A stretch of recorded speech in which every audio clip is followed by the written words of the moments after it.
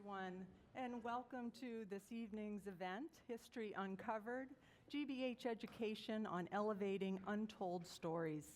My name is Sue Wilkins, and I'm the Director of Social Studies Education at GBH.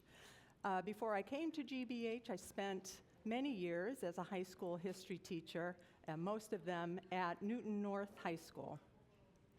I first want to extend a big thank you to all of the teachers joining us tonight. You are our primary audience, the partners in our work, and the professionals in the classrooms doing the most important work every day, bringing history and civic understanding to life in your classrooms. I'd also like to acknowledge the organizations that made the U.S. History Collection and the American Muslims resources within it possible. The Corporation for Public Broadcasting, the Germeshausen Foundation, and the Pew Charitable Trusts. Their support allows us to create media-rich resources that reflect the diversity and complexity of our nation's past. This panel focuses on the U.S. History Collection on PBS LearningMedia. Designed for middle and high school classrooms, these resources are widely respected for their quality, accuracy, and thoughtful presentation. And research has proven they're effective at helping students learn historical content knowledge and thinking skills. They provide educators with trusted content at a time when less reliable sources are increasingly available. I'm delighted tonight to be joined by these two outstanding Massachusetts history teachers who have used these resources in their classrooms. Tonight, they're going to share how they engage diverse learners and incorporate multiple perspectives, helping students develop deeper, more nuanced understandings of U.S. history. So, Kristen, why don't you introduce yourself? Hi, everybody. My name is Kristen McManus. I'm a high school history teacher at Littleton High School here in Massachusetts. I also am the curriculum coordinator for grades 6 through 12 for Littleton Public Schools. I have been teaching now for 19 years and have taught grades 8 through 12 and have taught 10 plus social studies courses over the years. In the past, I've had a partnership with GBH as serving as their education ambassador, as well as an advisor on the nuclear weapons and security policy collection, and have presented on various webinars and also presented at the National Council for Social Studies Conference with GBH. Great. Thanks, Kristen. And Emily? Hi, everyone. Good evening. I'm so glad to be here. My name is Emily Silas. I'm a history teacher at the English High School in Boston, and I'm a Boston Public School teacher. I have been a Boston Public School teacher for 25 years. I'm currently teaching history to multilingual learners as well as AP US Government and Politics. I was an education ambassador with GBH, and I co-hosted webinars, also presented at NCSS, and I've been working to adapt materials for multilingual learners. Thank you. Great. All right, so to begin our session, The Power of Perspective, Transforming Social Studies Through Untold Narratives, I want to introduce everyone to the U.S. History Collection with this short video.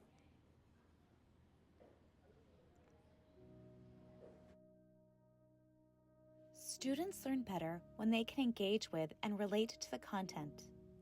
Students need to see themselves reflected in the curriculum. And when students learn about history from multiple perspectives, it helps them develop critical analytical skills that will help them become active, informed citizens, now and in the future. A new approach to digital media for U.S. history classrooms, elevating untold stories and diverse perspectives while retaining alignment with conventional U.S. history curriculum, topics, and standards. Developed by a diverse team led by GBH Social Studies curriculum specialists with over 50 combined years of experience in the classroom. Each learning resource features high-quality public media programming drawn from stations across the country. Designed to increase student interest and engagement, short videos help visualize the past and make connections to the present. By emphasizing multiple perspectives and untold stories, students can see themselves reflected in U.S. history and better understand the diversity of experience that shaped this country. The collection presents resources from across 16 eras of U.S. history, and each resource is aligned with historical thinking skills. The collection is browsable and searchable by era or historical thinking skill. Just like history, this robust collection will continue to expand as we incorporate new perspectives and civics resources to prepare the next generation to become informed, active, and engaged citizens.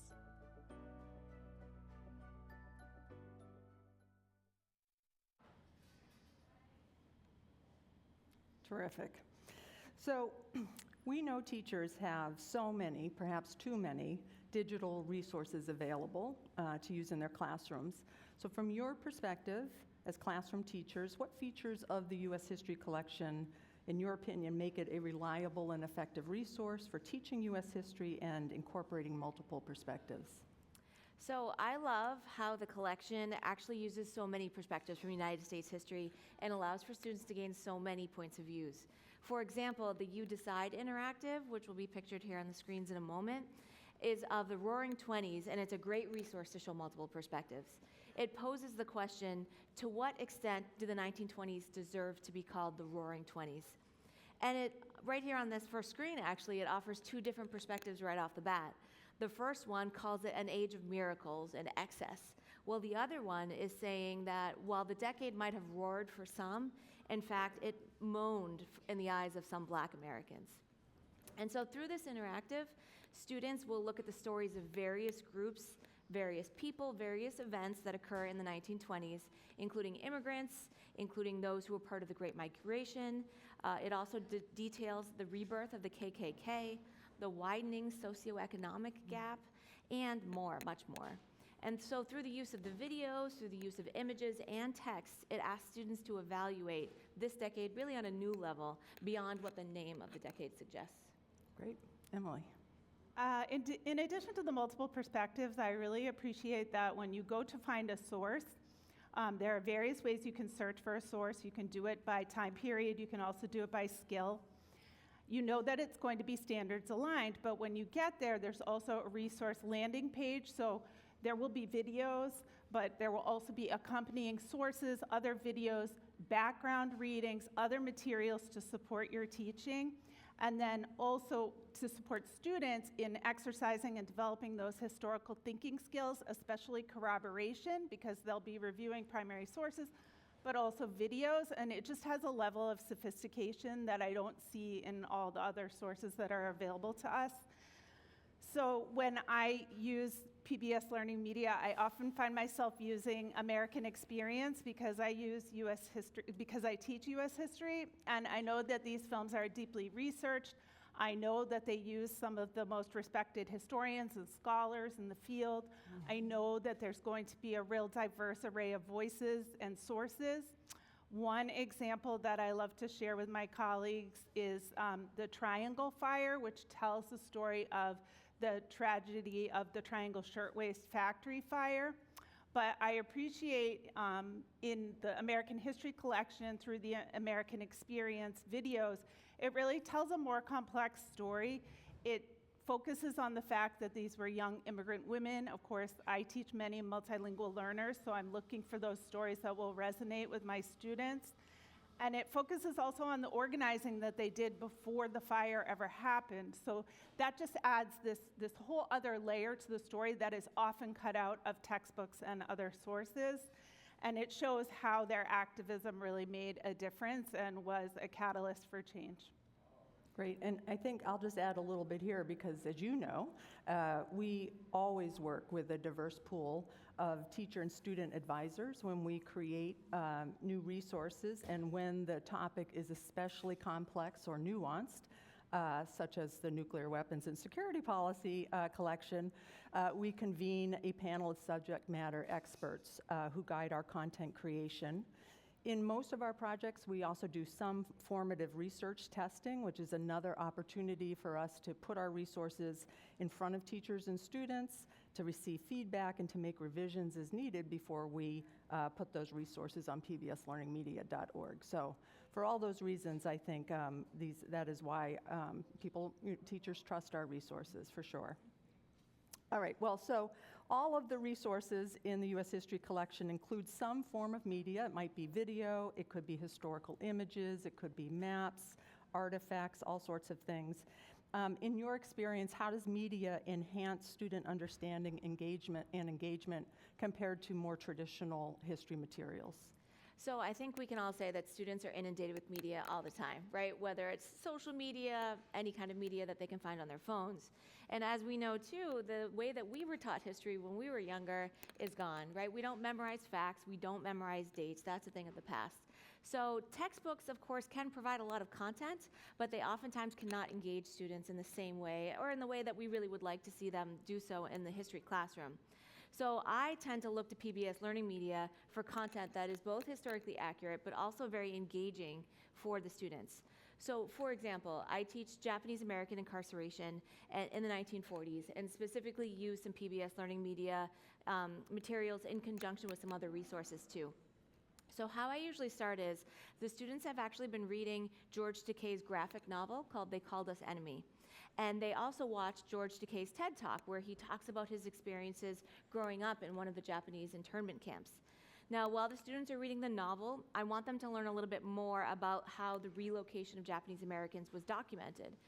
And so the U.S. History Collection has a resource about picturing Japanese American internment, and it includes 2 videos which have the history of the camps and the history of one of the photographers, Dorothea Lange. So actually, let's look at one of the videos of this media gallery called The Reality of Manzanar.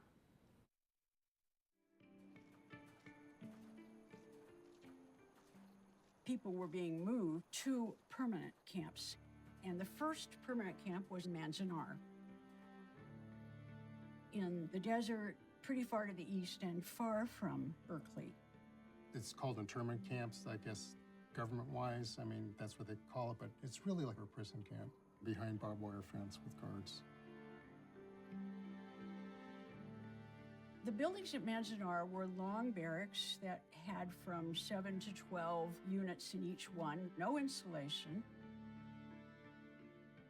In the heat of the summer, you get temperatures like 120, but in the cold of the winter, it is absolutely freezing. The camps are, of course, guarded, and there are military police all over. They wouldn't allow her to photograph the armed guards or the watchtowers. She was repeatedly asked to show her credentials. She was often followed around by a censor. She photographs in the nursery sheds under lighting filtered through slats, making it look like they were behind bars.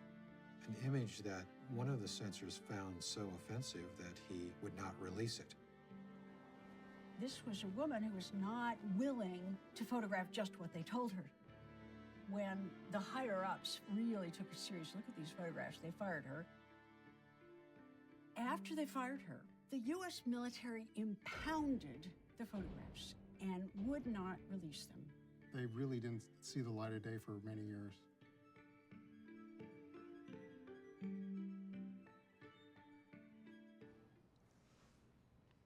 So as this particular video shows, it walks the students through Dorothea Lange's work, and this is of course just one of the 2 videos. But what I love about this lesson is it also comes with an independent student activity, which is put in a doc for you, so it's very easy to be able to transfer it to your learning management style of choice.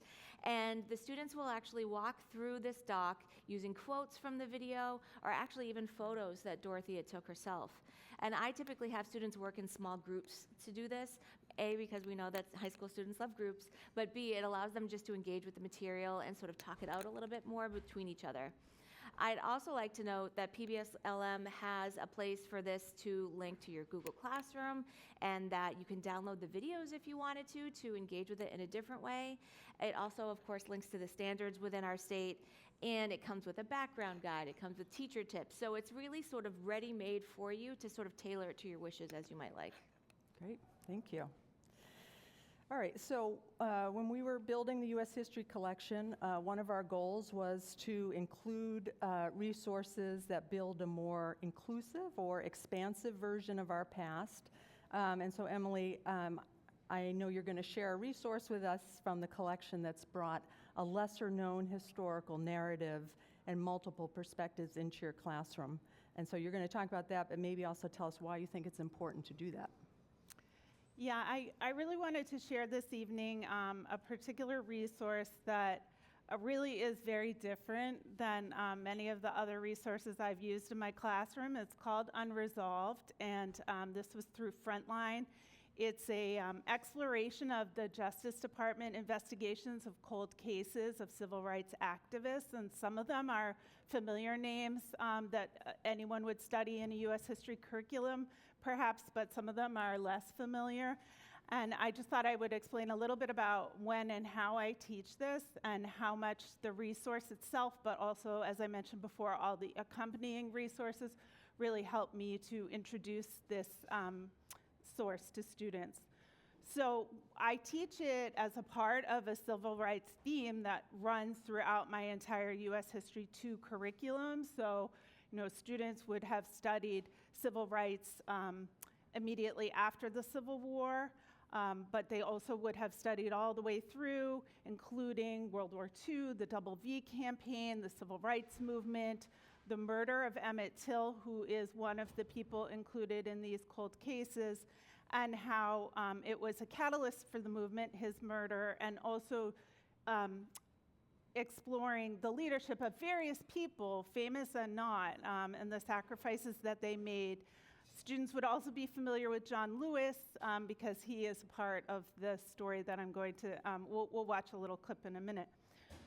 But with the source, you get a background reading, which I found super helpful, and also a timeline activity because students have been studying this theme throughout the year. It really helps to use the timeline activity to revisit these essential points in civil rights history, but also to just help them with those skills that you need to reinforce all the time, identifying cause and effect, but also using this source with a purpose in mind, because students do have some choice as they enter the source. And I say enter the source because it's a little different than a typical video. It's more an interactive experience. So students will actually get to choose one person that they want to investigate further. So it's something that they complete independently, but then, as Kristen said, I like to have them work in groups afterward to actually share that person's story, especially where these are lesser known cold cases. It's really important, I think, to bring those cases out into the open and to have students really think about, what is the value in the Justice Department investigating these cases and what is owed to the families of these lost activists. So let's watch the introduction just to give you a better sense.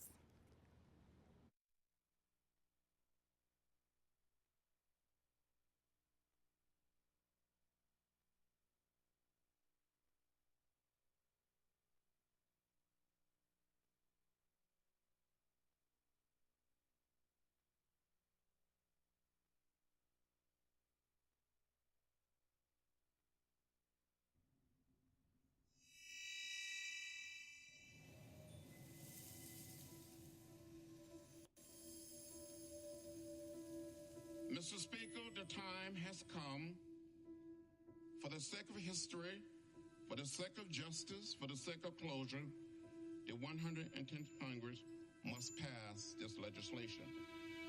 In 2007, Congressman John Lewis stood on the House floor to introduce a new law, the Emmett Till Unsolved Civil Rights Crime Act. There are hundreds, maybe even thousands of these crimes that were never brought to justice.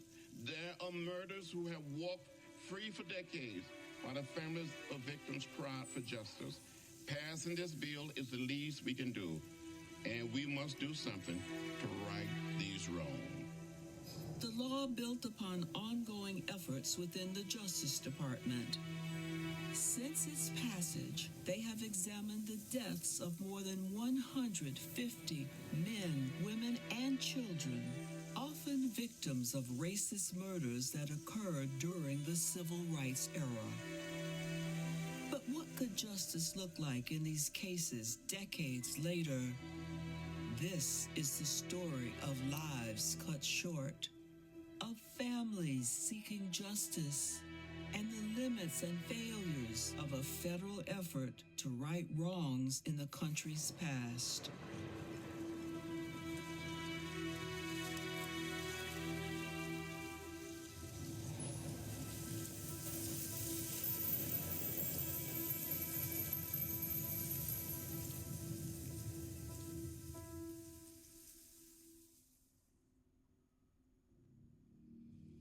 Before you are 4 quilted trees. Hidden in the forest, behind each tree, is the story of a person whose case was re-examined under the Till Act. A soldier coming home to his wife. A member of the Passamaquoddy tribe of Maine. A young man whose death would spark a movement. A woman who became Louisville's first female prosecutor. Choose a tree and travel the path to bring these stories out of the shadows and into the light. When you are finished, return here. There are more stories to tell.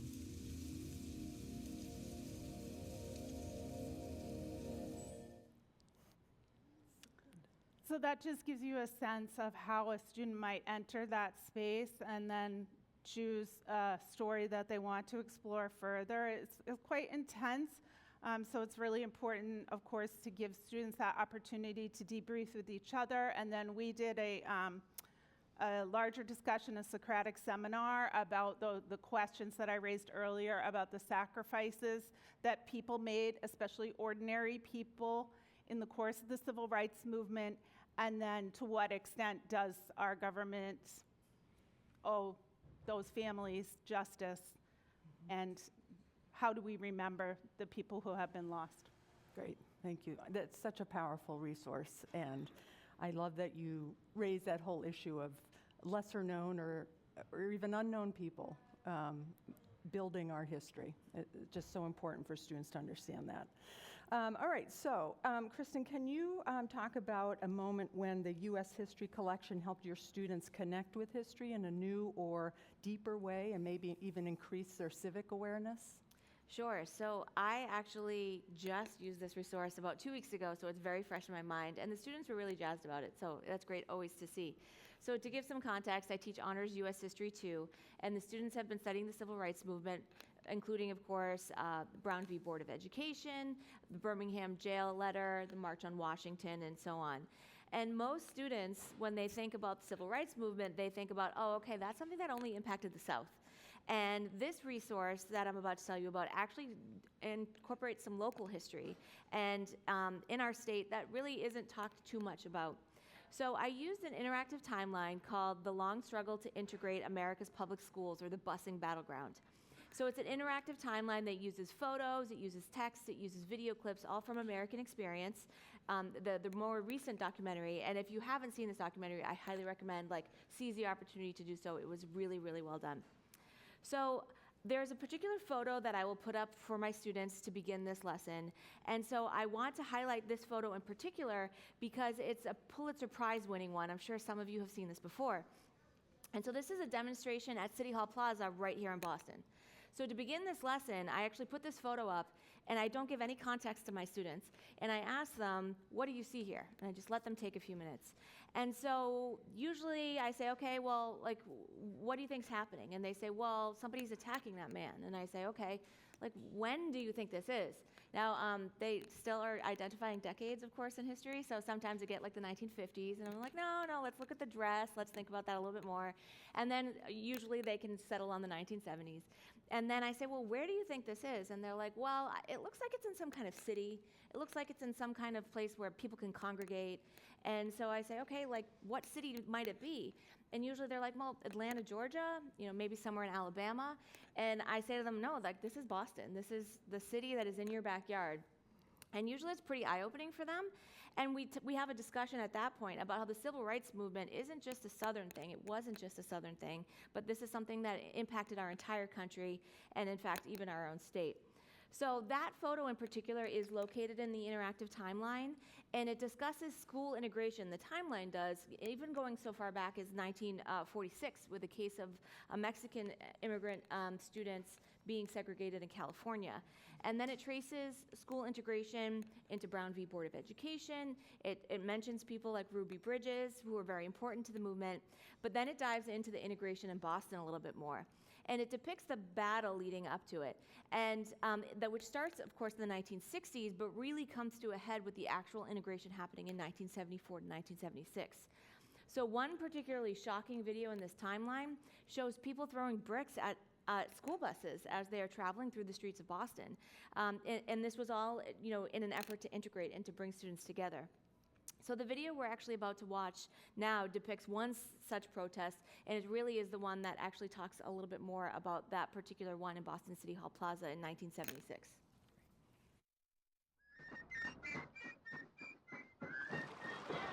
The culmination for most people of the violence happened in April of 1976. As Boston, the birthplace of liberty, the hotbed of abolition, was celebrating the bicentennial. We were going to march on City Hall, and I remember walking with my friend and her mom, and we're singing, and everybody's all riled up. As we got onto the plaza, there were a lot of people there. I was walking across City Hall Plaza on my way to attend a meeting in City Hall. I realized that there was an anti-busing demonstration going on. Several of them started shouting, "There's a nigger, get him." The first person to attack me knocked my glasses off, and that caused me to fall. And then several other young men decided to start kicking me. I was able to pick myself up, and I could see that someone was swinging an American flag at me, really lunging at me with the flag. I see this all happening, and I remember crying and saying, why is this happening? Because when you did these peaceful marches, you don't want people to think of us as, here come the troublemakers. That evening, I got a call from the Boston police saying that a photographer had captured the incident, and they wanted me to see whether I could identify any of the young people.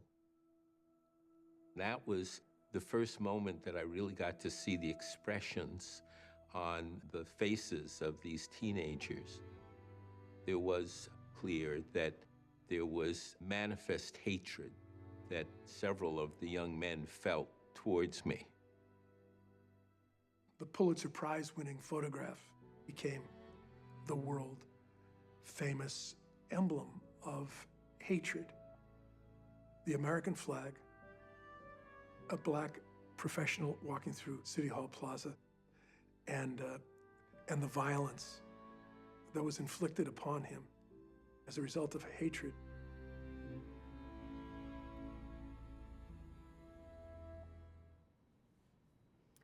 So that's just one of many video clips that are in this interactive, but it's so powerful to watch, to hear it really from the man who was depicted in that photograph being attacked in that particular way. So as students are watching these videos, as they're interacting with the timeline, I also have them do the independent student activity that comes with it, that is linked right on the dashboard with this timeline too. It asks them to center around the essential question: how were the combined efforts of everyday citizens, of political leaders, and of the courts critical to school integration in the United States? So I found this to be a really valuable lesson with my students. It engaged them with history that is undertold, even in our backyards, like I said. And it also asks them to engage in the content in a much deeper way while thinking of the role that different groups of people can take to increase civic awareness and to increase civic engagement. Great, thanks. So you know that we create these resources to be accessible to as wide a range of students as possible, and one way that we do that is to make the support materials that accompany the media resources editable, adaptable, and Emily, you've done amazing things with our support materials. So can you speak a little bit about how you've done that, how you've used these resources to meet the needs of diverse learners in your classroom? Sure. Yeah, I like to adapt materials. I mean, it does take a lot of time, but I do really appreciate that at GBH, when I go on the website, I can find the sources. And as you said, I really can open them up and move things around, adapt, add vocabulary, add whatever I need image-wise to make it a little bit more accessible for my students. And so another theme that I teach throughout the year is the evolution of U.S. citizenship. So I wanted to use an example from that. There's this great set of videos called Why It Matters, and they connect historical content to contemporary issues. And so there's one in particular that I use about citizenship, and it talks about many things that I actually study with my students, including the Chinese Exclusion Act, and the case of U.S. versus Wong Kim Ark. But it also talks about what are some changes that have been made to citizenship in the modern era and perhaps are being considered now. So linked with this, I use sources from the Asian Americans, which is another one I really recommend. There's a series of videos. And what I like to do is make an independent activity for my students to explore resources. I really like for them to be able to find ways, inroads to deeper connections. And this is an example you see on the screen of a choice board, which is something I give my students where I give them a variety of sources and then they pick 3 to complete an assignment with the sources.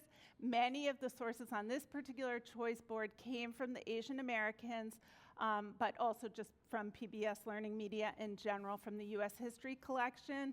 And they like to kind of shop around and find the sources that speak to them best. And I love to provide them with this opportunity to do a little bit more exploration and not feel completely, like everything I give them is so prescribed. And some of those sources are just incredible stories, diverse perspectives. Oftentimes on PBS LearningMedia, I find stories that I was not aware of, and it really enriches my learning and my teaching. It's great, great. I learn all the time too. So, to wrap things up, if you were in a department meeting, I know you love those, and you wanted to persuade a colleague to check out the U.S. History Collection, what would your elevator pitch be? Well, if I'm being honest, I usually work late on Tuesdays, so I probably was supposed to be in a department meeting about an hour ago. I'll make up for it now. So I find really what I would say is we're talking about high quality materials that actively engage students, but as I said before, these are sophisticated topics that are really going to push their historical thinking skills and introduce them to new topics, new narratives, and give them just a more broad, more complex, more nuanced understanding of American history than they would get through most other sources available to high school teachers. So speaking as someone who has made the plug in my department meetings for PBS LearningMedia, I would say that one-stop shopping is what I usually see it as. You can go there if it's the week before, the day before a lesson that you're supposed to be giving, and you can look and there will be something there that is high quality, that has vetted sources, that has suggestions for discussion or for lessons or a ready-made activity that you could just use in class if you'd like.